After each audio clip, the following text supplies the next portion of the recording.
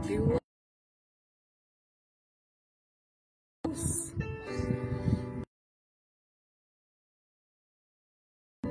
mararanasan Diyos ng buong puso, mararanasan ang kanyang huwag mangamba at magtagumpay ay iyong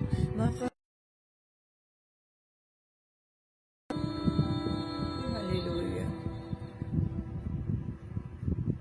Ako'y sasamba at magpupuri sa Diyos. Hari itataas ang pangalan niya, ang Diyos na dakila. Hallelujah. Ang Diyos na dakila, ang Diyos na dakila. Purihin kayo aming Diyos na dakila. Salamat nga po, Panginoon, sa umagang ito. Purihin ko yo, O Diyos, at isang pribileyo nga, O God, na magamit na muli sa paghahayag na inyong mga salita. Salamat din, O God, sa mga kapatid ko na kasama ko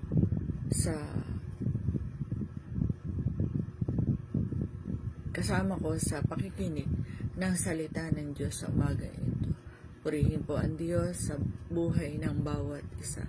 Tulungan niyo po kami, Panginoon, na maunawaan namin ang mensahe mo sa umaga ito. Hayaan ninyo na ang bawat isa, Panginoon, ay tulungan niyo na maunawaan ang bawat salitang mahayag sa amin sa kalagitnaan ito. At Lord God, inihingi po ko ang paglilinis ng puso ng bawat isa sa amin at maging kayo ang sentro ng aming Hallelujah. Lord God, gamitin mo lamang po, Panginoon, ang inyong lingkod sa paghahayag ng inyong mga salita. Langisan niyo po, O God, ang aking mga labi upang ang salitang mahayag sa bawat isa sa amin ay maging kalakasan at pagpapala sa bawat isa. Purihin kayo, Panginoon, dakilain kayo, at banal na Espiritu, kayo nga po ang manguna sa aming kalagitnaan. Salamat po, O Diyos, sa pangalan ni Jesus. Amen. Hallelujah. Hallelujah. Muli isang mapagpalang umaga po sa bawat isa. Hallelujah. Purihin po ang Diyos dahil sa buhay natin bilang mga Kristiyano. May panahon na tayo po ay tagumpay. Pero meron din pong panahon ng pagdurusa. Marahil ngayong umaga ay ilan sa atin ang pagod na sa pakikibaka. May iniiyakan, may pinagdadaan ng hindi maunawaan. Ang tanong, bakit ko ito dinaranas, Panginoon? Maaari mayroong nagtatanong sa atin ng ganyan sa oras na ito. Ang mas mahirap, ginagawa ko naman ang tama, bakit ako ang nahihirapan? Alam ko na sa mga nakaranas ng pagdurusa, na itanong na natin sa ating Panginoon ang mga bagay na iyan.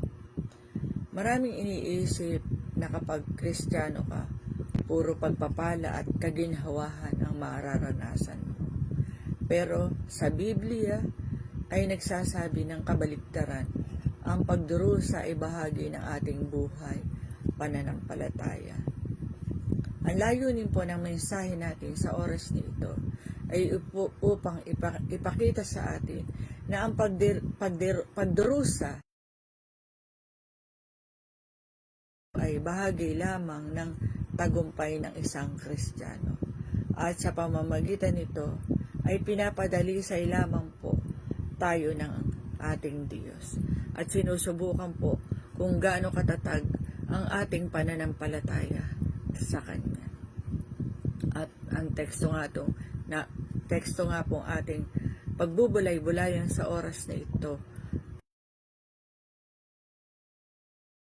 Kabanata 4, versikulo 12 hanggat 16.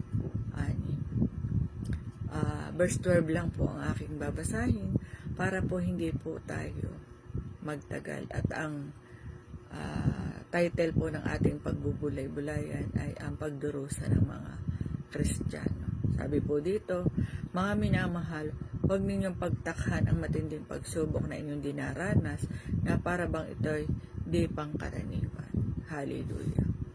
Purihin po ang pagkabasa ng salita ng Diyos. Hallelujah. Alam ko po na ang bawat isa sa atin ay may iba't ibang pinagdaraan ng pagsubok. Reality na po sa buhay ng isang Kristiyano o hindi mang Kristiyano ay talagang dumaranas tayo sa mga pagsubok. Pero tandaan po natin na ang mga pagsubok na ito ay una na pong pinagdaanan ng ating Panginoong Hesus. Kung paano po siya pinagtagumpay ng Diyos sa krus ng Kalbaryo, ganoon din po tayo pagtatagumpayin ng Diyos.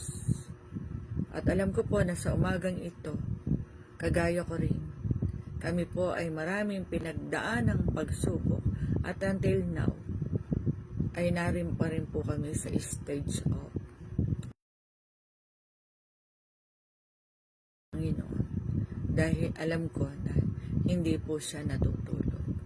At marami na pong kaming mga pagtatagumpay na naranasan. Po, hindi lamang po yata 20 pagsubok ang aming pinagdaanan.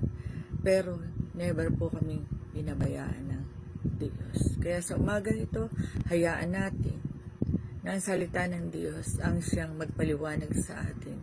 At tingnan natin kung paano tayo palalakasin ng Diyos dito sa mga salitang ating pagbubulay-bulayan sa oras nito. Sabi po ng Panginoon, huwag mong pagtakhan ang pagsubok sa verse 12. Hallelujah. Sapagkat ang mga pagsubok ay hindi po sorpresa sa buhay natin. Ito po ay sa ating mga Kristiyano, ito po ay normal na lamang na tayo po ay makaranas sa mga pagsubok. Ang krus ay bahagi lamang po ng isang Kristyanismo. At hindi po ipinangako ng Panginoon na ito ay korona ng ating buhay. Pero ito po ay magiging korona kapag po tayo ay nakapagtagumpay na sa pagdurusang ating pinagdaanan or pinagdaraanan. Sa John 16:33, sabi po dito, sa sanlibutan ito'y daranas kayo ng kapighatian, ngunit magpakatatag kayo, napagtagumpayan ko na ang sanlibutan. 12. Ang lahat ng nagnanais mamuhay ng may kabanalan kay Kristo Jesus ay daranas ng pag-uusig. Hallelujah. Kapag alam natin alam natin na ang pagdurusa ay handa ang ating mga puso, ito'y ating kayang pagtagumpayan. Kung papaano pinagtagumpayan ng ating mga ninuno noong unang panahon, dito po sa aklat ng Biblia, yun din ang pangako ng Diyos sa atin na tayo po ay kanyang pagtatagumpayin. Alam ko po na ang bawat isa sa atin ay may mga kalakasang pinanghawakan sa Biblia. Alam ko po na ang bawat isa ay may mga karakter ng Biblia na inyong iniudulo. Kaya po, naging kalakasan po sa atin para po magtagumpay po tayo. Sabi po dito, magalak kapag nakikibahagi sa pagdurusa ni Kristo sa verse 13. Sabi po sa halip, magalak kayo kapag kayo'y nakikibahagi sa mga pagdurusa ni Kristo. Amen. dapat po ay isipin na lamang po natin na yung pinagdaanan ng ating Panginoong Heso Kristo ay wala pa po sa kalingkingan ng ating mga daliri. Dahil po sa kasalanan natin at kasalanan ng mundo, siya po ay napako sa krus. Kahit napakarami po niyang mga ginampanan na mabubuti sa kanyang mga ministeryo. Pero ano pa po ang ginawa ng tao sa kanya? Siya po ay pinako sa krus. Dahil may layunin po ang Diyos sa kanyang buhay. Dahil po ginamit siya para po sa kaligtasan natin at upang iligtas po tayo sa ating mga kasalanan. Upang hindi po tayo mapunta sa apoy ng impyerno. At ang pagdurusa daw po para kay Kristo ay pagkakaisa sa kanyang misyon at buhay. Hindi po ito kabawasan sa dangal, kundi ito po ay karangalan pa po sa atin. Bakit po? Dahil po nilalakaran natin yung mga pinagdaanan ng ating Panginoong Heso Kristo. Mapalad po tayo dahil pinili tayo ng Diyos upang maranasan natin yung kanyang pinagdaanan. Alam ko na pinili po ang bawat isa sa atin upang maranasan natin yung kanyang mga masasakit na pagdurusang pinagdaanan. Pero kagaya po ng ating Panginoong Heso Kristo, may pangako po ang Diyos sa bawat isa sa atin na tayo po ay pagtatagumpayin niya at in the end, tayo po ay makakasama niya doon sa langit na bayan. Kaya huwag po tayong matakot. Ayon po sa Pilipos 3:10, nais kong makilala si Kristo at makibahagi sa kanyang mga pagdurusa. So bahagi lamang po ng ating pinagdaraanan yung pagdurusang pinagdaanan ng ating Panginoon. At sa Matthew chapter 5 verse 10-12, mapalad ang mga inuusig dahil sa katwiran. Magala kayo at magdiwang sapagkat malaki ang gantimpala ninyo sa langit. Amen. Purihin po ang salita ng Diyos. So, ibig sabihin, kung kasama po natin si Kristo sa pagdurusa, kasama rin po natin siya sa kaluwalhatian. Kasama rin po natin siya sa pagtatagumpay. Sapagkat ang paghihirap para sa kanyang pangalan ay hindi po nasasayang. Ito po ay ginagantimpalaan. So, sabihin po, huwag tayong matakot, huwag po tayong malungkot. Kung nilalakaran po natin yung pinagdaanan ng ating Panginoon. Ito po ay bahagi lamang ng paghihirap ng ating Panginoon na maranasan natin yung kanyang mga pinagdaanan. At mapalad ang inuusig dahil kay Kristo sa verse 14. Mapalad kayo kapag kayo iniinsulto dahil kay Kristo.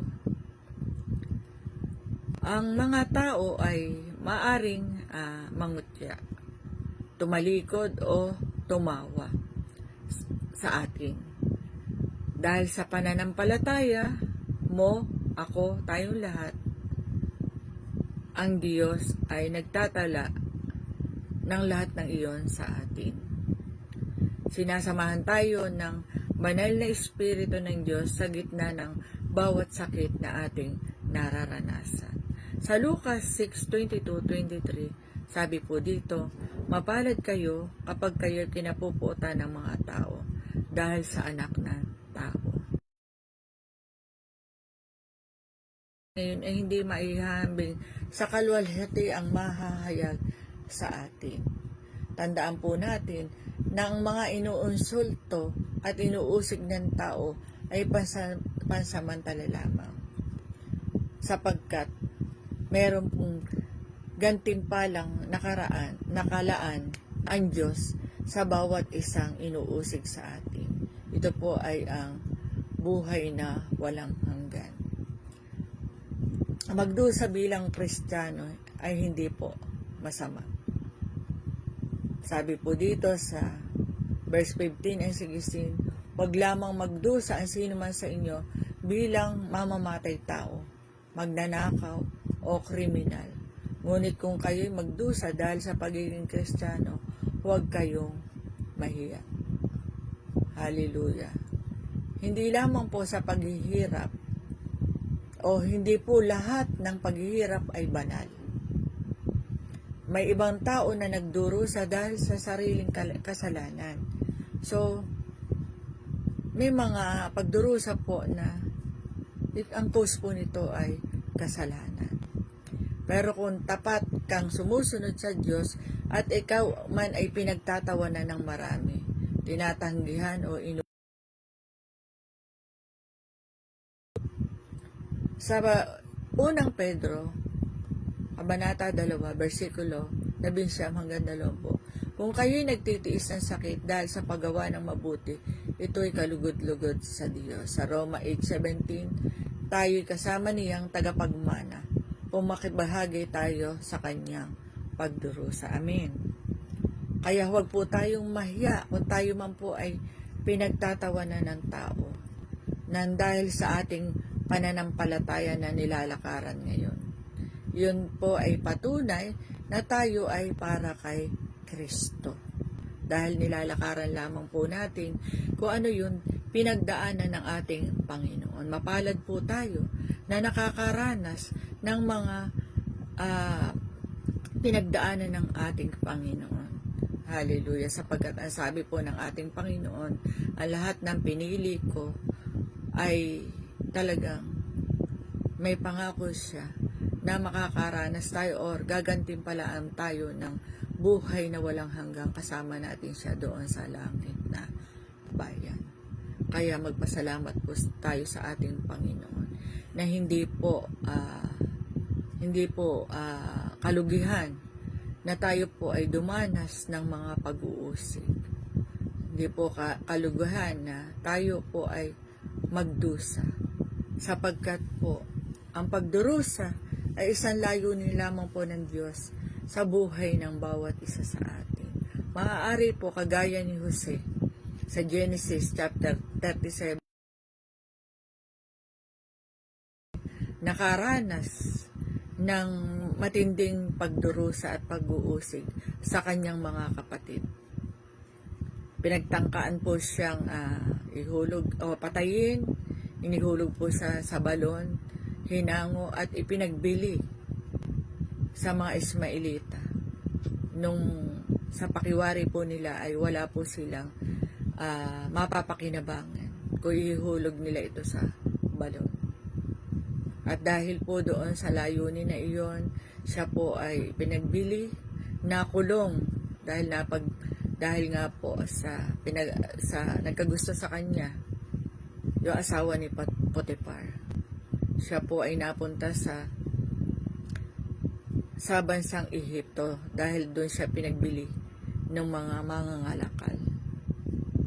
Pero dahil po sa Espiritu ng Diyos na laging sumasama kay Jose, ang mga pagdurusa pa lang ito ay dinamit lamang ng Panginoon upang magamit siya para sa isang dakilang layunin sa buhay niya, upang maligtas ang kanyang pamilya na siyang nang usig sa kanya.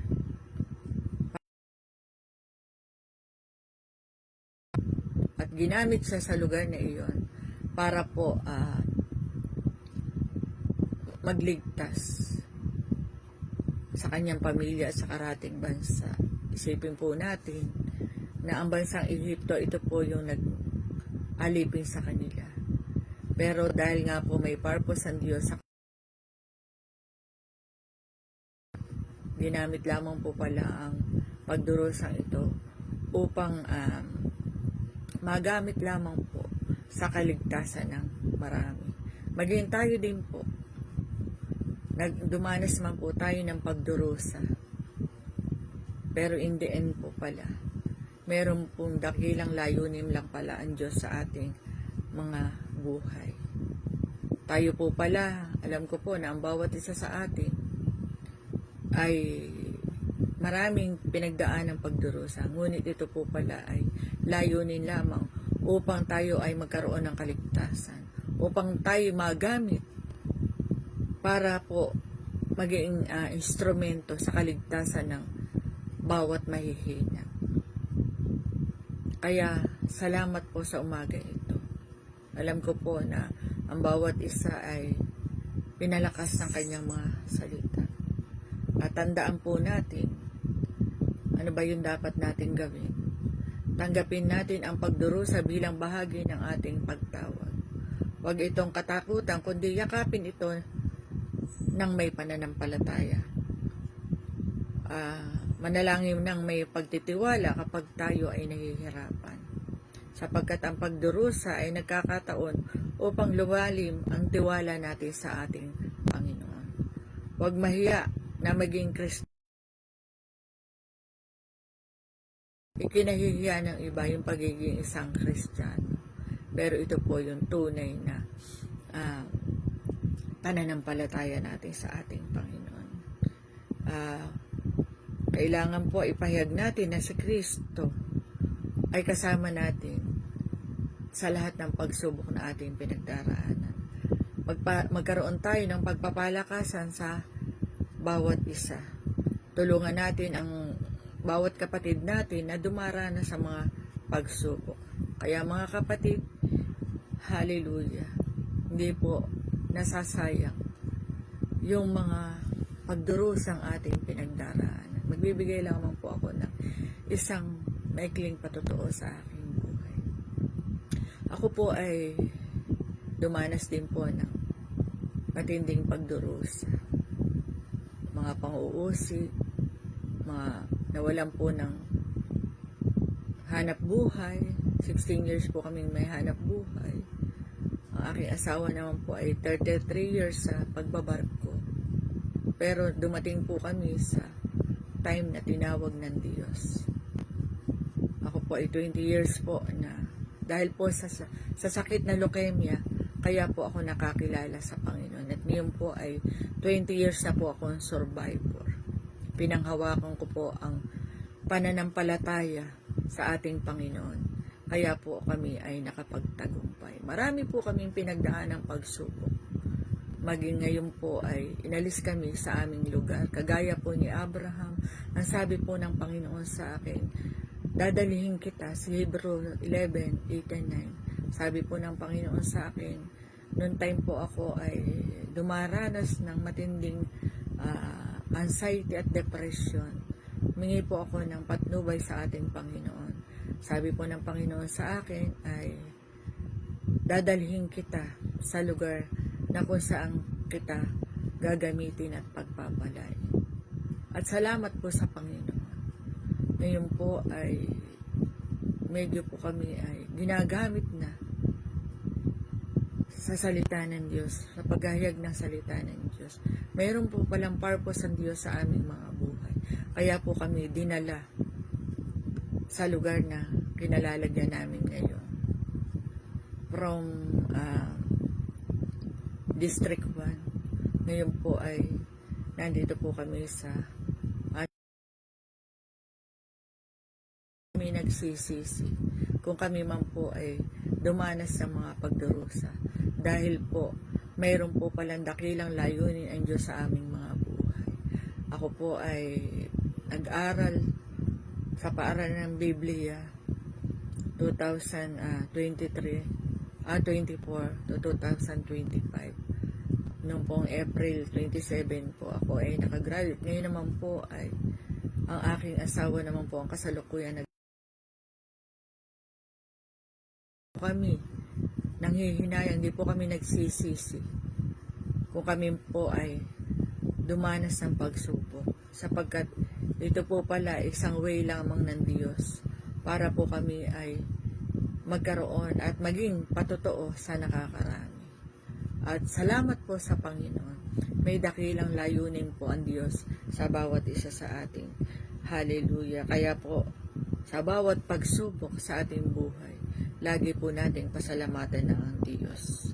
Sapagkat hindi po tayo pababayaan ng Diyos sa oras na tayo po ay nakakaranas ng pagsubok. Hallelujah. Maraming salamat po sa bawat isa. Tayo po nga ay muli ay magwakas sa panalangin. Panginoon, salamat nga po, Panginoon, sa umaga ito, sa mga salitang nahayag sa amin. Isang kagalakan nga po, O God, na magamit sa inyong kaharian ngayong oras na ito. Salamat din po, Panginoon, sa mga kapatid ko na nakasama, makinig ng inyong mga salita. Isang kagalakan po na bawat isa sa amin, alam ko na yung bawat isa na nakakaranas ng pagsubok o makakaranas pa ng pagsubok ay isang malaking kalakasan ang salitang nahayag sa amin sa oras na ito. Na kami man, O Diyos, ay nakaranas ng pag-uusig, nakaranas ng iba't ibang pagsubok, na kayo ang Diyos na nagtagumpay at magtatagumpay pa sa aming mga buhay. Maraming salamat po, Panginoon. Sa iyo namin ibinabalik ang lahat ng papurit pagsamba sa pangalan ni Jesus. Isang magandang umaga pong muli sa bawat isa sa atin. Purihin po ang Diyos sa bawat isa.